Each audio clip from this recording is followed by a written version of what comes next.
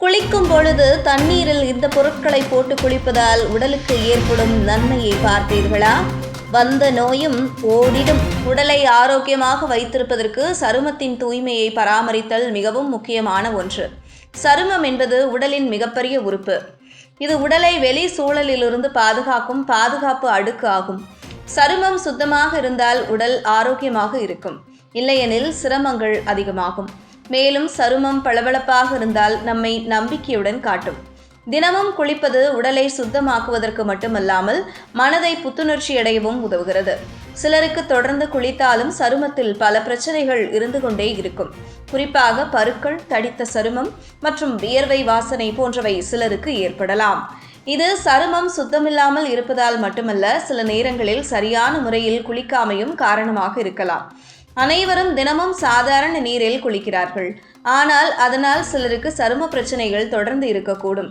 இதற்கு பதிலாக சில சிறப்பு பொருட்களை நீரில் கலந்து குளித்தால் சிறந்த பலன் கிடைக்கும்.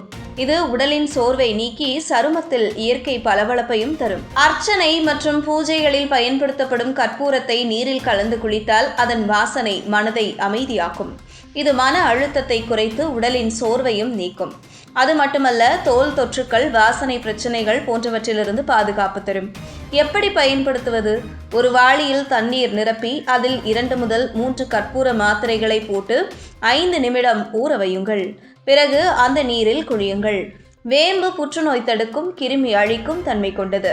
வேம்பு இலைகளை தண்ணீரில் கொதிக்க வைத்து அதன் நீரை குளியல் நீரில் கலந்து குளித்தால் சருமத்தின் அழற்சி, பருக்கள் போன்றவை குறையும். எப்படி பயன்படுத்துவது? ஒரு கிளாஸ் தண்ணீரில் 10 முதல் 15 வேம்பு இலைகளை கொதிக்கவிட்டு அதை குளியல் தண்ணீரில் கலந்து குளியுங்கள்.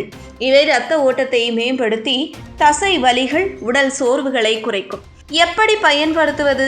ஒரு கிண்ண தண்ணீரில் 1 டீஸ்பூன் படிகாரம், தேவையான அளவு கல்உப்பை கலந்து அதை குளியல் நீரில் கலந்து குளிக்கவும். ரோஸ் வாட்டர் சருமத்திற்கு இயற்கை டோனராக செயல்படுகிறது. இது வியர்வை வாசனையை குறைத்து தோலை மென்மையாக மாற்றுகிறது. எப்படி பயன்படுத்துவது? குளியல் நீரில் ரோஸ் வாட்டரை கலந்து குளித்தால் சரும பிரச்சனைகள் குறையும். பேக்கிங் சோடா உடலில் இருந்து நச்சுக்களை நீக்கி மேல் பகுதியில் உள்ள அழுக்குகளை சுத்தமாக்கும். குளியல் நீரில் சுமார் 4 டீஸ்பூன் பேக்கிங் சோடாவை கலந்து குளியுங்கள். இது தோலை பளபளப்பாக்கும்.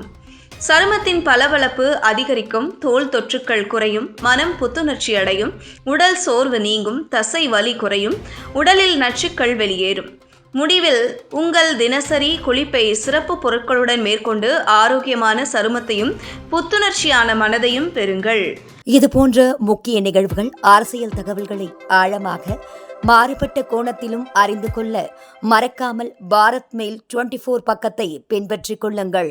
உங்கள் ஒவ்வொரு ஆதரவும் இதுபோன்ற பல நிகழ்வுகளின் பின்னணியை அறிய உதவும்.